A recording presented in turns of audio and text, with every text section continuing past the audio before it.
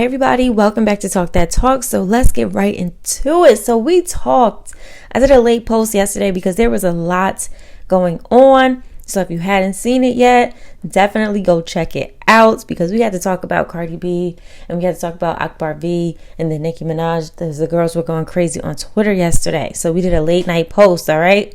Now, I wanted to correct this, all right? So Rihanna is set to perform at the Super Bowl for next year, and it looks like she actually has a list of 50 possible guests for her Super Bowl performance. So it's not confirmed yet who she's going to be performing with, and it also is a possibility that she can do the entire thing solo, okay? So do you think Rihanna should share the stage, or do you think she should do the whole thing solo? Okay, I don't really have an opinion on that. If she brings somebody out, great. If she doesn't, great. I'm just glad that Rihanna is back. But speaking of Rihanna being back, she was also seen again heading to the studio last night in New York City. She was with A$AP Rocky. We talked about this before because she's been spotted several times going into the studio. So, like I said before, what do you think Rihanna's doing? And do you think that we're going to get some new music after her Super Bowl performance, during her performance, or before her performance? What do you think she's doing? It also circled online that her website was down. So people really feel that Rihanna is coming. So what do you guys think Rihanna has planned for her fans? I'm really, really excited to see what she has coming up. All right, so let's move on. Let's talk about Doja Cat. Okay, so Doja Cat's song Vegas actually doesn't qualify for the Oscars due to the hound dog sample. Okay, so Doja Cat, I'm telling you, it's either they don't know what to categorize her in when it comes to these award shows and she ends up getting snubs, okay, or I don't know. I just feel like she just should be getting a lot more awards. Like, she's breaking all these records on the charts. But Variety was talking about how Doja Cat's song Vegas really might be ineligible for original song at the Oscars next year. All right. So I'm just like, really? Give her a break, okay? Give her a break. But in other news, Doja Cat is the highest charting female artist on the Billboard Hot 100 this week. Okay, so she's still dominating. She's still dominating. I mean, honestly, it sucks that I feel like every time awards come up, I feel like Doja just doesn't get enough awards. She doesn't get enough recognition with the award shows. So we shall see. We shall see if things start to turn around. And I don't know if this has something to do with her trying to figure out if she should do an R&B album, or if she should do a pop album or a rap album. Because she could dominate. Well, I don't think she could dominate in R&B, but she could dominate in pop, or she could dominate in rap, or mix the two.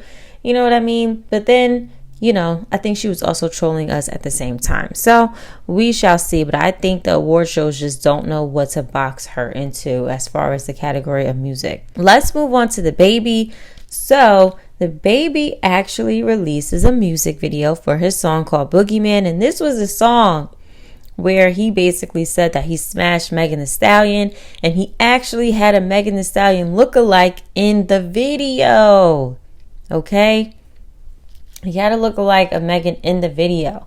And I still feel like we don't have a clear response from Megan Thee Stallion about his accusation. At this point, I don't think she's going to respond to it. But I know that if it wasn't true, I feel like she would have said something about it. If it wasn't true. She could just be tired of the negativity. I don't know. But I know if it wasn't true, I feel like she would have addressed it immediately, because she does take the time out to address other things. I mean, she was just talking yesterday about how the blogs point out negative things about her, not the positive.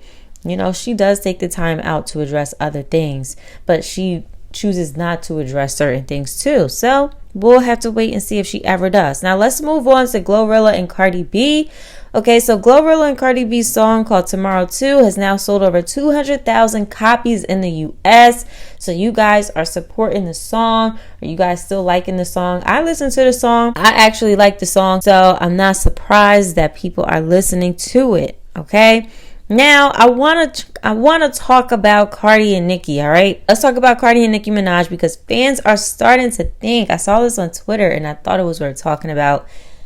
Fans are starting to think that Cardi B and Nicki Minaj actually low-key respect each other.